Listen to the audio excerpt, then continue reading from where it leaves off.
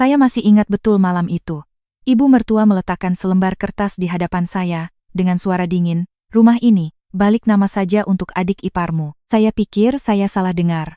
Karena rumah itu adalah tempat di mana saya telah menghabiskan 7 tahun masa muda saya bekerja keras, menabung setiap rupiah untuk membelinya. Saya menoleh ke arah suami saya, berharap dia akan mengatakan sesuatu yang adil, tetapi dia hanya menghela napas dan berkata, "Hanya sebuah rumah, kan, Dick? Berikan saja pada adikku."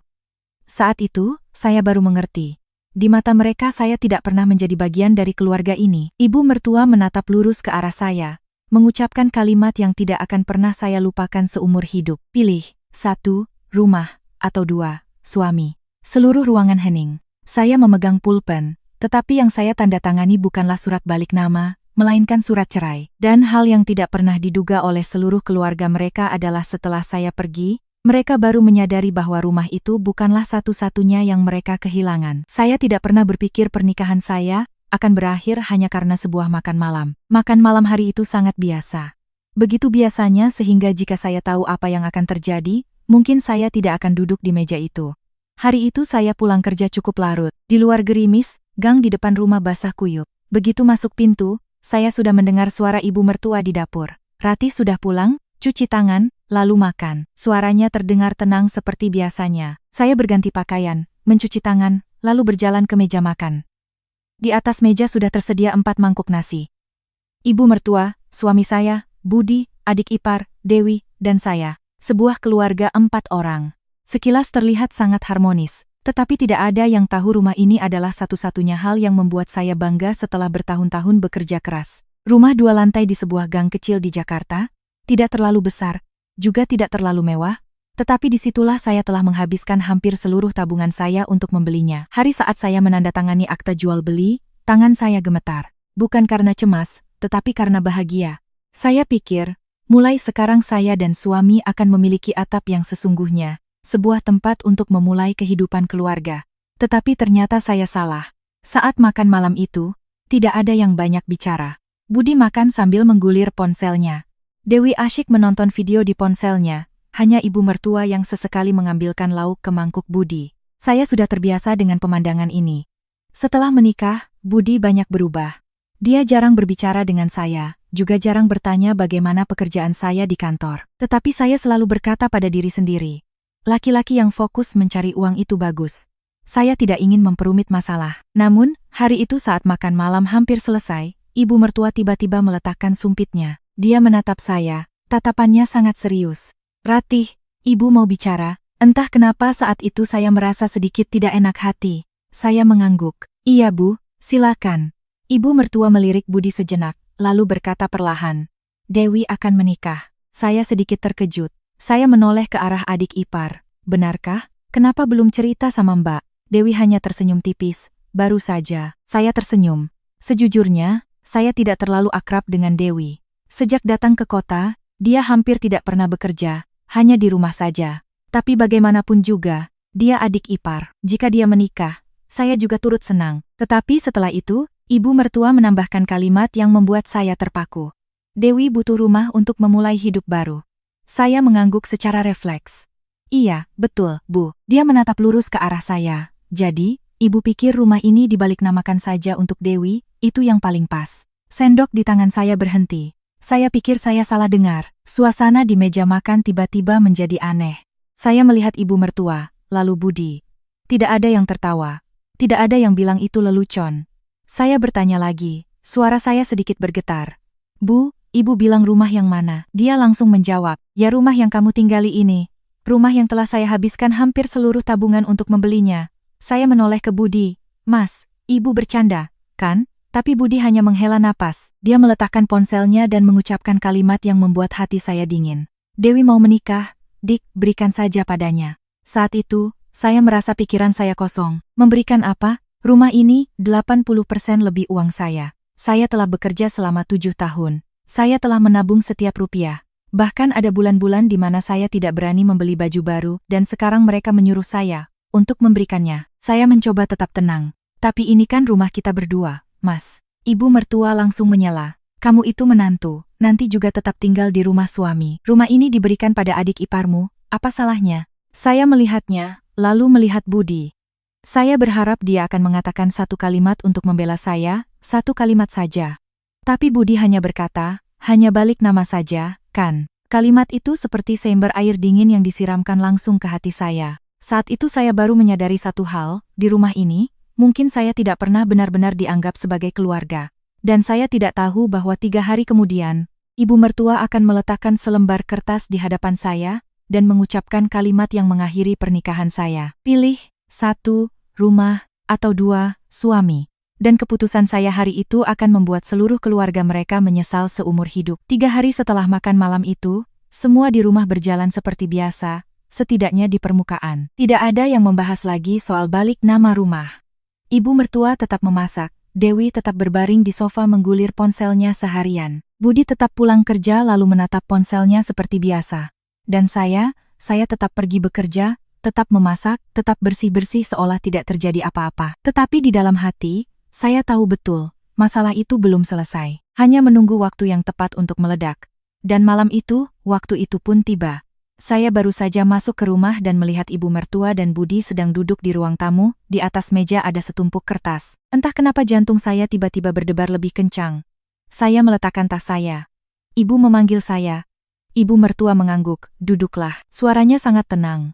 Tetapi ketenangan itulah yang membuat saya merasa tidak nyaman. Saya duduk di kursi seberang, Budi tidak menatap saya, dia hanya menunduk melihat kertas di atas meja.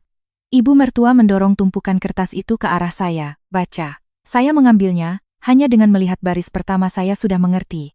Perjanjian pengalihan hak milik rumah. Nama penerima pengalihan, Dewi Puspita. Adik ipar saya terdiam beberapa detik, lalu menatap ke atas. Ini apa, Bu? Ibu mertua menjawab dengan sangat santai. Surat balik nama rumah. Kamu tanda tangani saja. Selesai. Kalimatnya ringan seolah menyuruh saya menandatangani tanda terima paket. Saya menoleh ke Budi. Mas tahu soal ini? Budi mengangguk. Iya. Hanya satu kata. Tanpa penjelasan, tanpa keraguan. Saya tersenyum kecil, senyum yang saya sendiri merasa aneh. Mas benar-benar berpikir aku akan tanda tangan. Budi akhirnya menatap saya. Dia menghela napas. Ratih, jangan membuat semuanya jadi sulit. Saya terpaku. Sulit? Saya menatap lurus ke arahnya. Rumah ini aku yang bayar 80%. Mas bilang aku mempersulit siapa? Budi sedikit tidak sabar. Tapi sekarang Dewi butuh. Nanti kita masih bisa beli rumah lain. Saya tidak berkata apa-apa, hanya merasa ada sesuatu di dalam hati saya yang hancur. Saat itu, Dewi turun dari lantai atas. Dia berjalan sambil berkata, Mbak sudah pulang? Lalu dia melihat kertas di tangan saya. Dewi tersenyum ringan, Mbak tanda tangan dulu. Saya menatapnya.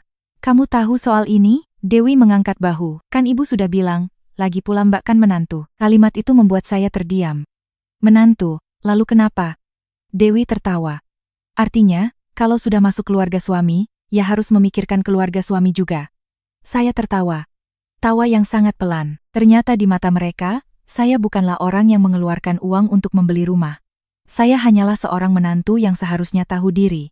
Ibu mertua saat itu mulai tidak sabar. Dia mendorong pulpen ke arah saya. Tanda tangan saja. Masalah ini semakin lama semakin merepotkan. Saya melihat pulpen itu, hanya dengan satu tanda tangan. Rumah yang telah saya korbankan masa muda saya untuk membelinya akan menjadi milik orang lain. Saya menoleh ke Budi untuk terakhir kalinya. Mas benar-benar mau begini?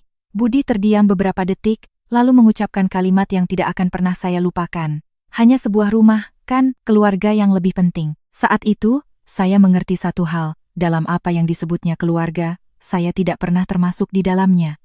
Ibu mertua berdiri, dia menatap lurus ke arah saya, suaranya dingin. Ratih, ibu bicara terus terang. Kamu pilih, 1, rumah, atau 2, suami. Seluruh ruang tamu hening. Dewi melipat tangan sambil menonton. Budi menunduk, dan saya memegang pulpen. Semua orang mengira saya akan menandatangani surat balik nama itu, tetapi mereka tidak tahu bahwa di dalam tas saya juga ada selembar kertas. Saya perlahan mengeluarkannya, meletakkannya di atas meja, mendorongnya ke arah Budi. Budi melihat ke bawah. Seketika dia terpaku karena di atas kertas itu hanya ada 2 kata besar, surat cerai. Dan saya sudah menandatanganinya. Saya menatap lurus ke arah suami saya. Suara saya begitu tenang hingga saya sendiri terkejut. Mas benar, keluarga yang lebih penting. Tapi sayangnya saya tidak mau lagi berada di keluarga ini. Saat itu, seluruh ruang tamu membeku. Tidak ada yang menyangka orang pertama yang menyerah pada pernikahan ini adalah saya. Seluruh ruang tamu hening sampai-sampai saya bisa mendengar detak jam dinding. Budi masih menatap surat cerai di atas meja, seolah tidak percaya dengan apa yang dilihatnya. Ibu mertua saya adalah orang pertama yang bereaksi. Dia tertawa sinis. "Ratih, kamu sedang bercanda." Saya menggelengkan kepala. Saya tidak pernah seserius ini. Dia melipat tangan, tatapannya penuh penghinaan. "Hanya karena sebuah rumah kamu mau cerai?" Saya menatapnya. Setelah beberapa saat baru saya berkata, bukan karena rumah, tapi karena saya sadar saya tidak pernah punya tempat di keluarga ini." Budi akhirnya berdiri, suaranya mulai tegang. "Ratih, kamu keterlaluan, masalah ini tidak sampai harus cerai." Saya menatapnya. "Mas pikir begitu? Mas mau aku tanda tangan surat balik nama rumah yang aku beli dengan uangku sendiri, lalu bilang aku keterlaluan?" Budi sedikit bingung, tetapi ibu mertua langsung menyela. "Perempuan sekarang memang egois, hanya memikirkan diri sendiri." Dewi yang berdiri di belakang bahkan tersenyum ringan. "Kalau Mbak Ratih benar-benar cerai juga bagus, Mas jadi tidak perlu pusing." Kalimat itu seperti tetesan air terakhir yang membuat gelas meluap, tetapi anehnya saya justru merasa tenang. Sangat tenang sampai saya sendiri terkejut. Saya berdiri, mengambil tas tangan saya. "Baiklah. Kalau begitu kita bicara jelas sekali ini saja." Saya menoleh ke Budi. "Mas bilang rumah ini hanya masalah kecil kan?" Budi mengangguk. "Iya." Saya tersenyum. "Kalau begitu, Mas tanda tangani surat cerai ini." Budi langsung mengerutkan kening. "Ratih, jangan kekanak-kanakan." Saya menghela napas. "Mas masih belum mengerti. Yang sedang kekanak-kanakan bukan aku." Saya membuka tas tangan, mengeluarkan sebuah map dan meletakkannya di atas meja. "Buka dan lihatlah." Budi mengambilnya. Dia membalik beberapa halaman, hanya dalam beberapa detik, raut wajahnya mulai berubah. "Ini." Ibu mertua mendekat. "Coba ibu lihat." Dia mengambil map itu, membaca baris demi baris, lalu wajahnya memucat. "Tidak mungkin." Dewi juga penasaran dan mendekat. "Ada apa, Bu?" Tetapi ketika dia melihat tulisan di kertas itu, dia juga terpaku, karena di sana tertulis dengan sangat jelas. "Pemilik rumah, Ratih Anggraini." Hanya nama saya sendiri, tidak ada nama Budi sama sekali. Budi menatap saya. Tatapannya penuh kebingungan. "Ratih, apa-apaan ini?" Saya berkata dengan sangat tenang. "Sederhana saja. Waktu beli rumah, Mas bilang uang Mas sedang diinvestasikan, jadi Mas menyuruhku untuk atas nama sendiri dulu agar lebih mudah." Budi teringat, hari itu memang dia berkata begitu, tetapi saat itu dia berpikir suami istri atas nama siapapun sama saja. Dia tidak menyangka hal itu justru menjadi kelemahannya sendiri. Ibu mertua saat itu sudah mulai panik. "Tidak bisa, kamu itu istrinya. Rumah ini harusnya milik kalian berdua." Saya menggelengkan kepala. "Tidak, hukum tidak berpikir begitu." Saya menunjuk ke surat itu. Di atas kertas, "Rumah ini milikku, hanya milikku." Seluruh ruang tamu kembali hening. Dewi saat itu baru tergagap. Tapi ibu bilang rumah ini akan diberikan padaku." Saya menatapnya, tatapan saya tenang. "Kalau mau punya rumah, kerja sendiri dan beli, jangan mengambil rumah orang lain." Budi mulai panik. Dia mendekati saya. "Ratih, kita bisa bicara lagi. Jangan emosi." Saya tertawa. "Aku tidak emosi. Aku hanya sadar." Dia memegang tangan saya. "Aku tidak mau cerai." Saya dengan lembut menarik tangan saya. "Tapi aku mau." Ibu mertua menggebrak meja. "Kamu berani benar-benar cerai?" Saya menatapnya. "Iya, tidak hanya cerai. Besok saya juga akan menjual rumah ini." Ketiga orang itu serempak menatap saya, terkejut sampai tidak bisa berkata-kata. Saya melanjutkan. "Jadi, sebaiknya kalian mulai mencari tempat tinggal baru." Budi hampir berteriak. "Ratih, kamu gila?" Saya menatapnya, suara saya tetap sangat tenang. "Tidak, hanya saja untuk pertama kalinya dalam hidupku, aku memilih diriku sendiri." Dan saat itulah, seluruh keluarga itu mulai menyadari satu hal. Orang yang selama ini mereka remehkan justru adalah orang yang memegang kendali atas segalanya. Tetapi yang tidak mereka duga adalah, tragedi sesungguhnya bagi mereka bahkan belum dimulai. Setelah saya mengatakan akan menjual rumah, suasana di ruang tamu seperti membeku. Budi menatap saya lekat-lekat, tatapannya campur aduk antara panik dan marah. "Ratih, kamu bercanda kan?" Saya menggeleng. "Tidak, besok aku sudah janji dengan agen properti untuk datang melihat rumah." Kalimat itu seperti pukulan telak. Budi berjalan cepat mendekati saya. "Kamu gila. Ini rumah kita." Saya menatapnya, suara saya sangat tenang. "Bukan, kamu baru saja baca surat-suratnya. Ini rumahku." Ibu mertua saat itu sudah benar-benar kehilangan ketenangannya. Dia berdiri. "Ratih, kamu keterlaluan." Saya menoleh padanya. Keterlaluan di mana? Bu, karena saya tidak mau memberikan rumah saya pada adik ipar? Dia terdiam. Setelah beberapa saat, dia baru berkata, tapi kan tidak perlu sampai menjual rumah, kita semua tinggal di sini. Saya tersenyum ringan, tadi ibu bilang saya hanya menantu. Kalau begitu, saya rasa saya tidak perlu lagi mengurus keluarga suami. Dewi saat itu mulai benar-benar panik. Mbak tidak bisa begitu, saya menatapnya. Kenapa? Karena aku mau menikah. Aku belum punya rumah. Saya mengangkat bahu.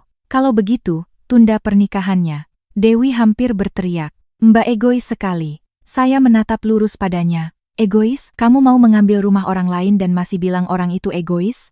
Dewi langsung terdiam. Budi mulai mengubah sikapnya. Suaranya melembut. Ratih, kita bisa bicara berdua? Saya menatapnya beberapa detik, lalu mengangguk. Kami berdua berjalan ke balkon. Di luar angin bertiup sepoi-sepoi. Tetapi udara di antara kami terasa berat dan menyesakkan. Budi berkata pelan, Ratih, aku minta maaf. Saya sedikit terkejut. Selama 3 tahun menikah, ini hampir pertama kalinya saya mendengar dia mengucapkan kalimat itu.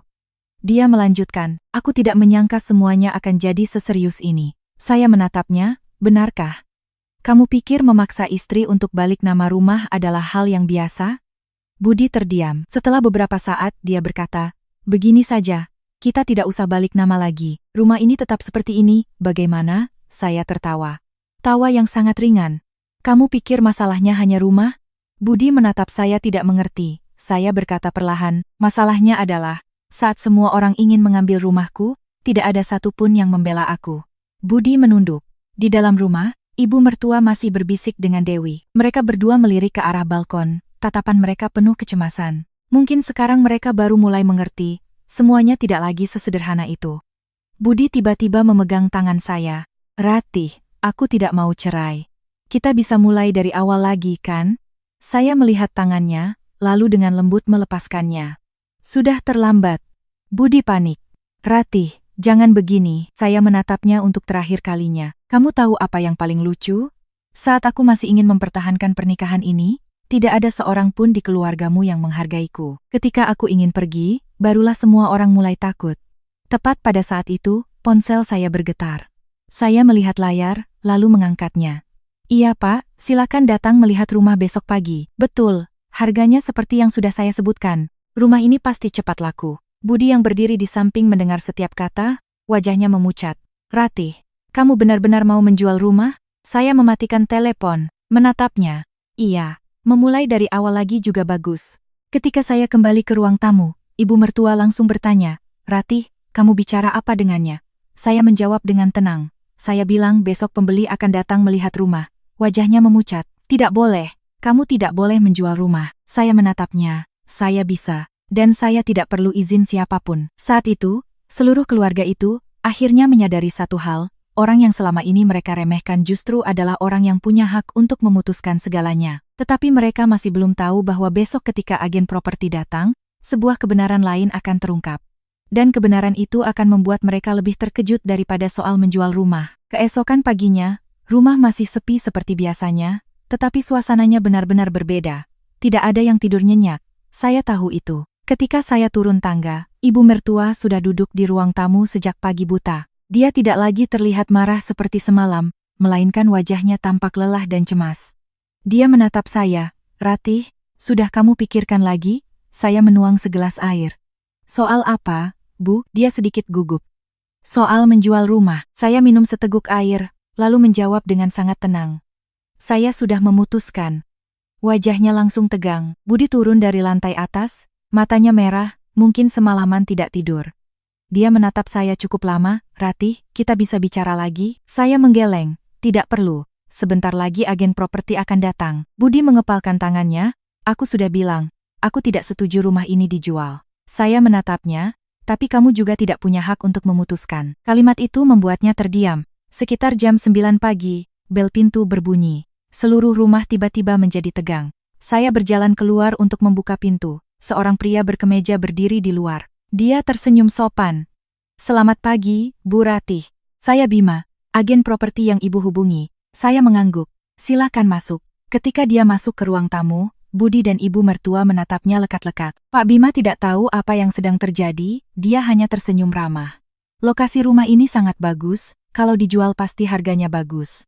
Kalimat itu membuat ibu mertua pucat pasi. Pak Bima mulai berkeliling melihat setiap ruangan, ruang tamu, dapur, 2 kamar tidur.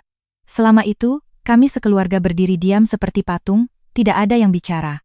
Ketika kembali ke ruang tamu, Pak Bima berkata, "Bu Ratih, kalau mau cepat, sekitar 2 minggu urusannya bisa selesai." Budi langsung maju.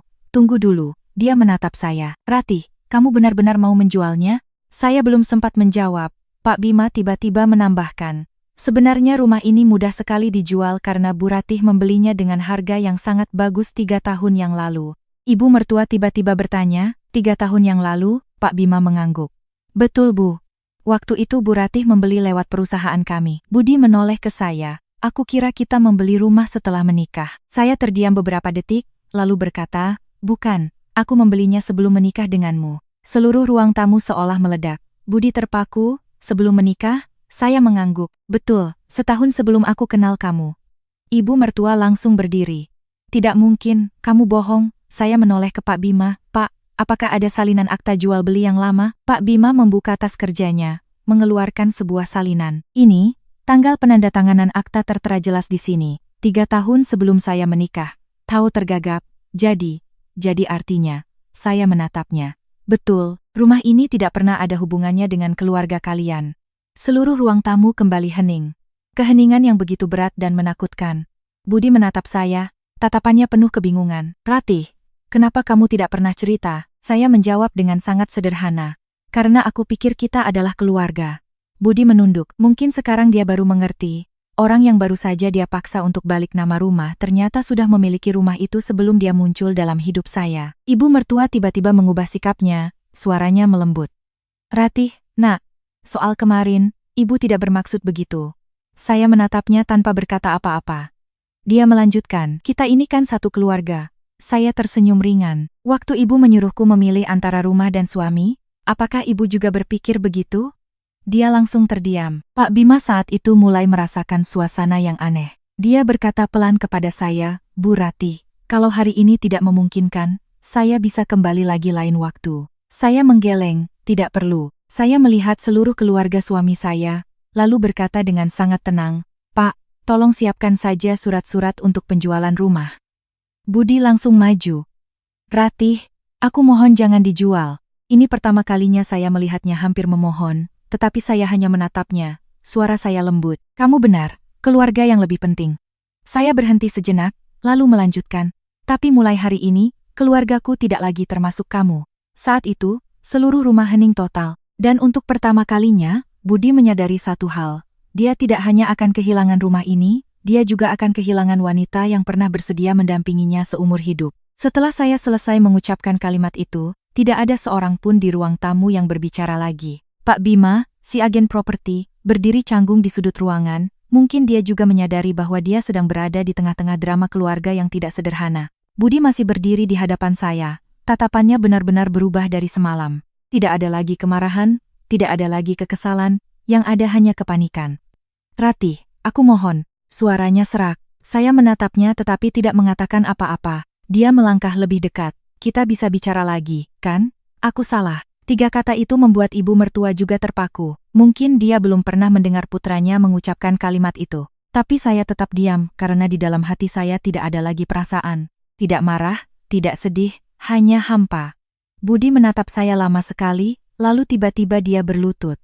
Ibu mertua langsung berteriak, "Budi, apa yang kamu lakukan?" Dewi juga panik, "Mas Budi." Tapi Budi tetap berlutut di hadapan saya. Pria yang selama ini sangat angkuh, selama 3 tahun pernikahan tidak pernah menundukkan kepala pada siapapun. Tapi hari ini dia berlutut di hadapan saya. "Ratih, aku minta maaf. Aku benar-benar minta maaf." Seluruh rumah hening mencekam. Budi melanjutkan, suaranya bergetar. "Aku tidak menyangka semuanya akan jadi seperti ini. Aku hanya berpikir kamu akan mengalah sedikit. Aku tidak menyangka kamu akan sesakit ini." Saya menatapnya beberapa saat, baru kemudian bertanya, "Kamu benar-benar tidak mengerti?" Budi menunduk, tidak bisa menjawab. Saya berkata perlahan, 3 tahun sebelum menikah denganmu, aku sudah membeli rumah ini. Aku berpikir nanti kalau menikah, setidaknya kita berdua punya tempat tinggal yang layak. Aku bahkan berpikir." Saya berhenti, menarik napas dalam-dalam. "Kalau kamu kesulitan, aku juga bisa membantumu." Budi mengangkat kepala menatap saya, Matanya mulai memerah. Saya melanjutkan. Tapi ketika keluargamu ingin mengambil rumah itu, kamu sama sekali tidak memikirkanku. Kamu hanya memikirkan adikmu. Budi tidak berkata apa-apa, karena dia tahu semua itu benar. Ibu mertua saat itu juga mulai benar-benar panik. Dia mendekati saya, suaranya tidak lagi keras seperti sebelumnya. Ratih, ibu minta maaf. Saya sedikit terkejut. Dia belum pernah mengucapkan kalimat itu kepada saya. Dia melanjutkan, soal kemarin, ibu bicara dalam keadaan emosi, jangan dimasukkan ke hati. Saya menatapnya, setelah beberapa saat baru bertanya, kalau begitu, seandainya saya tidak punya rumah ini, apakah ibu akan meminta maaf?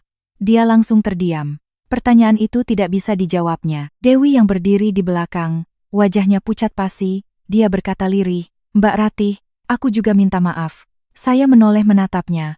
Minta maaf untuk apa? Dewi menunduk, karena aku berpikir rumah itu akan menjadi milikku. Saya menghela napas. Itulah masalahnya. Budi masih berlutut. Dia berkata pelan, Ratih. Aku janji mulai sekarang akan melindungimu.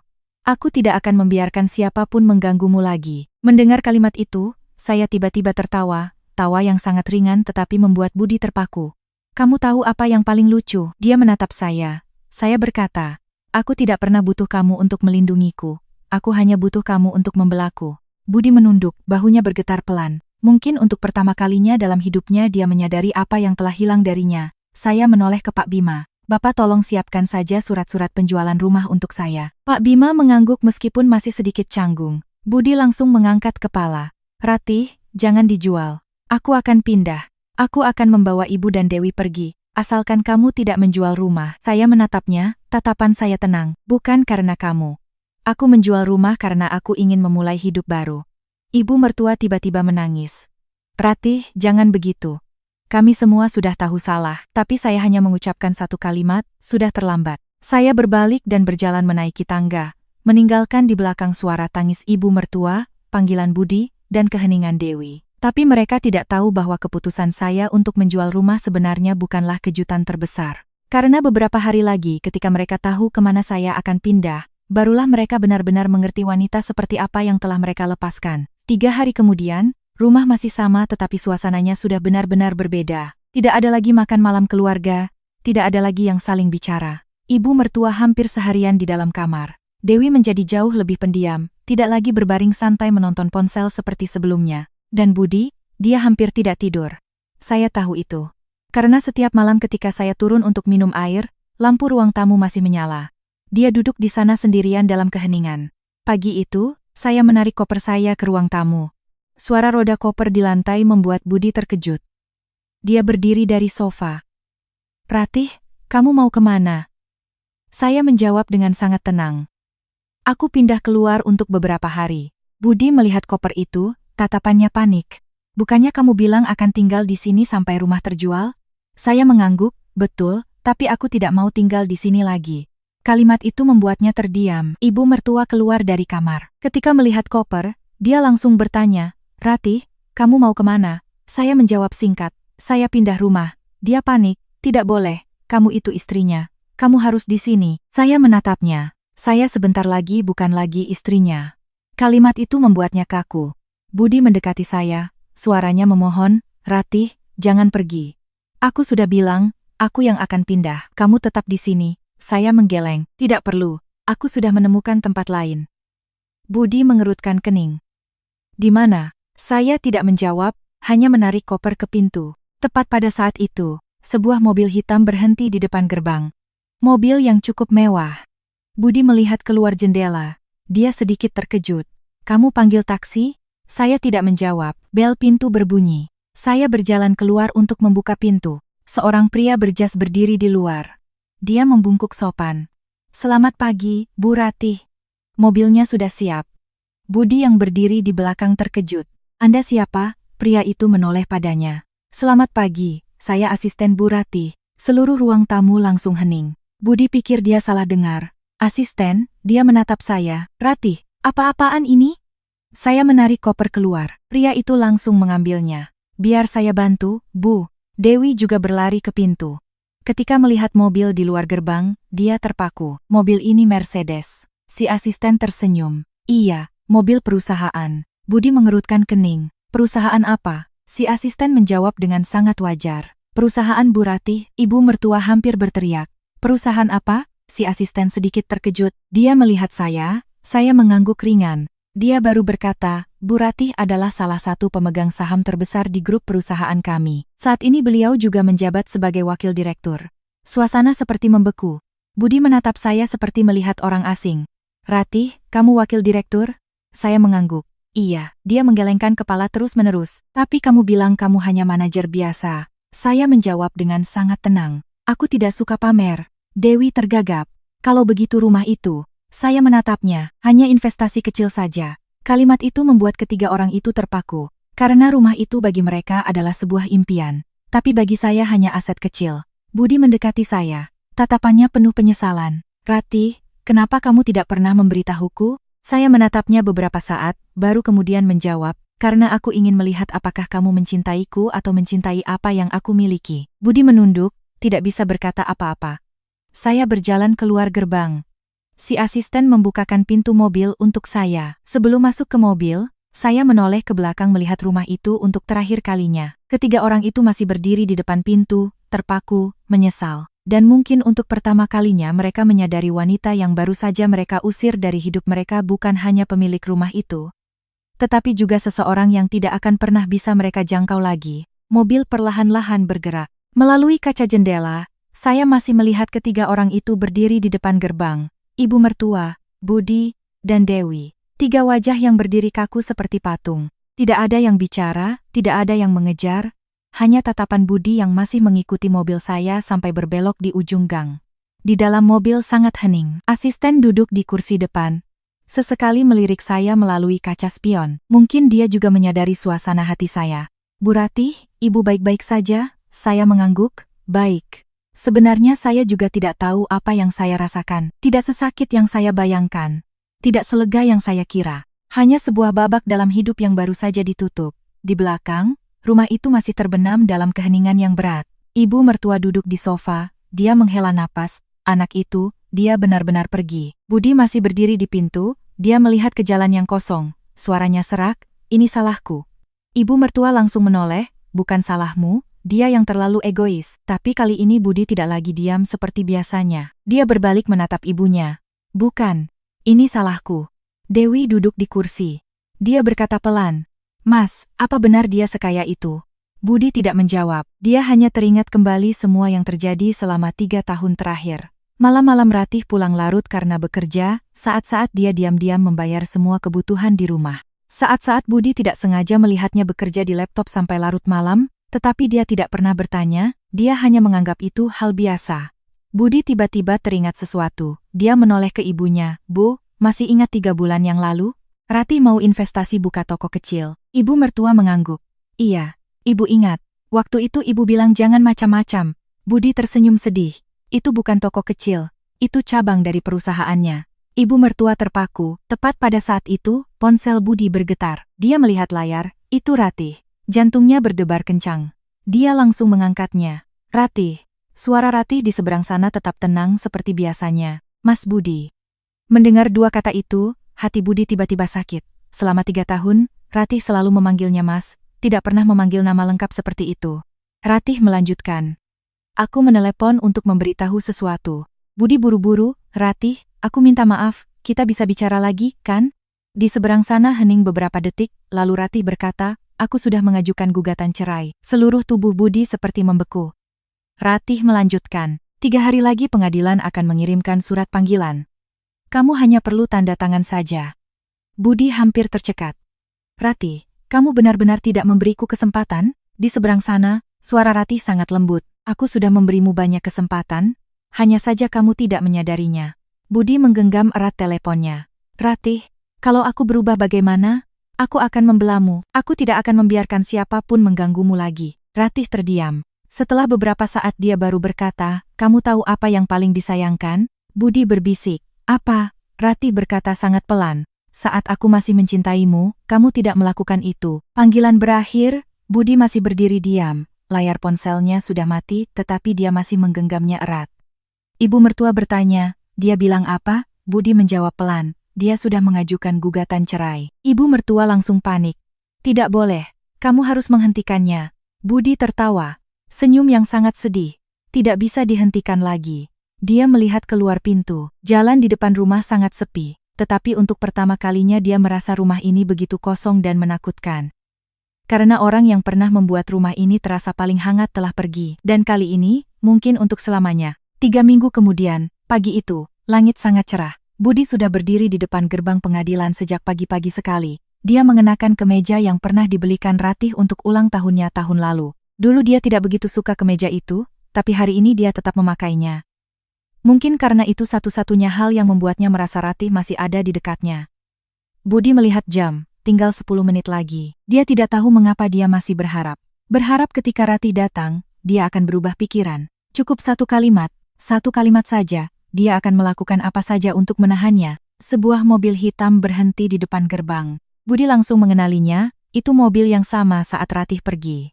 Pintu mobil terbuka, Ratih turun. Dia mengenakan pakaian sederhana tapi sangat elegan, wajahnya tenang, tidak ada lagi raut lelah seperti hari-hari terakhir tinggal di rumah itu. Budi menatapnya, jantungnya berdebar kencang. Ratih menoleh menatapnya, tatapan matanya masih lembut tapi terasa sangat jauh. Kamu datang pagi sekali? Budi mendekat. Ratih, kita bisa bicara? Ratih mengangguk. Keduanya berdiri di bawah pohon rindang di depan gerbang pengadilan. Angin sepoi-sepoi bertiup tapi udara di antara mereka terasa berat. Budi yang pertama bicara, Ratih, aku tahu aku salah. Aku juga tahu sekarang mengatakan apapun sudah terlambat, tapi aku masih ingin bertanya satu hal. Ratih menatapnya, tanyakan saja. Budi menarik napas dalam-dalam. Apa kamu pernah benar-benar mencintaiku? Ratih tidak langsung menjawab. Dia menatap langit sejenak, lalu tersenyum ringan. Pernah, hanya satu kata. Tapi cukup untuk membuat hati Budi perih. Ratih melanjutkan, aku pernah berpikir kamu adalah orang yang ingin aku temani seumur hidup. Aku juga pernah berpikir, sesulit apapun hidup ini, asalkan kita berdua bersama, itu sudah cukup. Budi menunduk. Dia tahu, Ratih dulu benar-benar percaya seperti itu. Ratih melanjutkan, tapi suatu hari kamu menyuruhku memilih. Memilih antara rumah dan kamu. Dia menatap lurus ke mata Budi. Saat itu aku baru sadar, yang harus memilih bukanlah aku. Budi tidak bisa berkata apa-apa. Dia ingat betul kalimat itu. Kalimat yang dia pikir hanya ucapan biasa, tapi ternyata menjadi akhir dari pernikahannya. Ratih menghela napas pelan. Sebenarnya rumah itu, aku tidak pernah merasa sayang. Kalau saja hari itu kamu membelaku, mungkin aku benar-benar akan memberikannya pada adikmu. Budi mengangkat kepala, tatapannya penuh penderitaan. Ratih tersenyum, tapi senyum yang sangat tipis. Sayangnya, kamu salah memilih. Seorang petugas pengadilan keluar memanggil, Bapak Budi, Ibu Ratih, sudah waktunya. Keduanya berjalan masuk. Semuanya berlangsung sangat cepat. Tanda tangan, konfirmasi, stempel. Hanya dalam waktu kurang dari 15 menit, pernikahan 3 tahun mereka resmi berakhir. Saat keluar dari pengadilan, Budi berhenti. Ratih. Ratih berbalik, masih ada yang mau kamu katakan? Budi menatapnya lama sekali, lalu berkata, aku doakan kamu bahagia. Ratih tersenyum, terima kasih. Dia berjalan menuju mobil yang sudah menunggunya. Budi berdiri menatapnya, tapi kali ini dia tidak lagi memanggil, karena dia tahu ada orang yang sekali pergi tidak akan pernah kembali lagi. Mobil melaju, Ratih melihat keluar jendela. Kota di pagi hari sangat ramai, tapi hatinya terasa sangat damai. Karena akhirnya dia telah memilih orang yang tepat, bukan suami, bukan rumah, melainkan dirinya sendiri. 3 tahun kemudian, suatu sore di akhir musim gugur, kota masih ramai seperti biasanya. Di lantai atas sebuah gedung perkantoran, Ratih berdiri di depan jendela besar menatap arus lalu lintas di bawah. Sinar matahari sore menembus kaca, membuat wajahnya tampak lembut. 3 tahun tidak lama, tapi cukup untuk mengubah banyak hal. Setelah bercerai, Ratih menjual rumah lama. Uangnya dia gunakan untuk memperluas bisnisnya. Perusahaan berkembang lebih cepat dari yang dia duga. Sekarang dia bukan lagi wakil direktur.